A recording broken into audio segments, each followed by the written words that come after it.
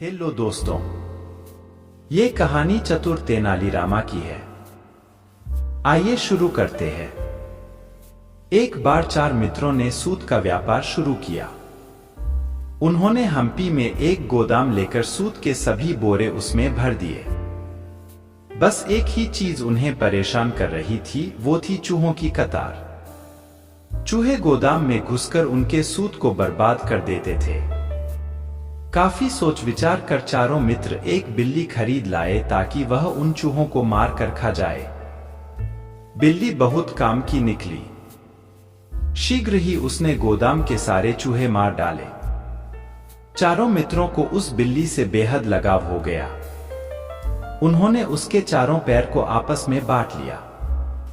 हर मित्र ने अपने हिस्से वाले बिल्ली के पैर के लिए खूबसूरत सोने के घुंघरू बनवाए और उसे पहना दिए। अब बिल्ली दिन रात गोदाम में छमछम करती घूमती। हर मित्र अपने हिस्से वाले पैर का बहुत ध्यान रखता। एक दिन बिल्ली एक चूहे के पीछे सूत के बोरे से कूदी। ऊपर से कूदने के कारण उसके एक पैर में चोट लग गई और वह लगड़ाने लगी।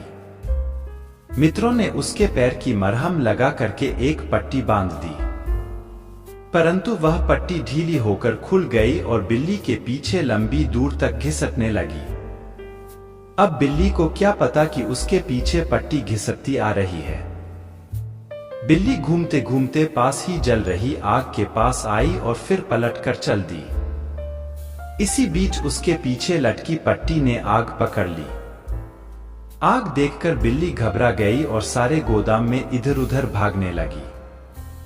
इससे सूत की सभी बोरियों ने आग पकड़ ली। शीघ्र ही पूरा गोदाम आग की लपटों में घिर गया और उसमें रखा सारा माल जलकर राख हो गया। चारों मित्रों ने बिल्ली का एक एक पैर बांट रखा था। जिसके हिस्से में बिल्ली का घायल पैर था, सारा इल्जाम उसी के सिर आ गया। बाकी के तीनों मित्र उससे अपना हिस्सा मांगने लगे और नुकसान की भरपाई करने के लिए बेहस करने लगे। बेचारे चौथे मित्र ने उन्हें समझाने की बहुत कोशिश की, पर वे तीनों कुछ सुनने को तैयार ही नहीं थे। अंत में मामला राजा के पास पहुंचा।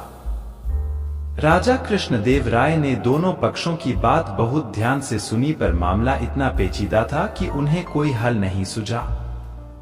उन्होंने तेनालीराम को इशारा किया।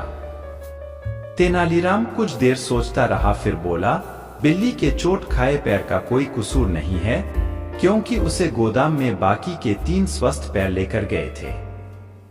इसलिए गोदाम में आग 3 स्वस्थ पैरों के कारण लगी है, न कि उस चोट वाले पैर के कारण। न्यायानुसार गोदाम में हुए नुकसान की भरपाई बिल्ली के 3 स्वस्थ पैरों के मालिकों को करनी चाहिए, न कि चौथे चोट लगे पैर के मालिक को। ऐसा आदेश सुनकर तीनों मित्रों की सिट्टी पिट्टी गम हो गए। सभी चालाकी भूल कर वे राजा से दया की भीख मांगने लगे।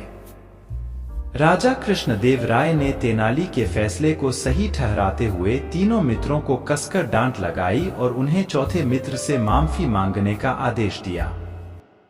आप इसी तरह कहानी सुनते रहे, खुश रहे और हमारा चैनल जरूर सब्सक्राइब कर ले।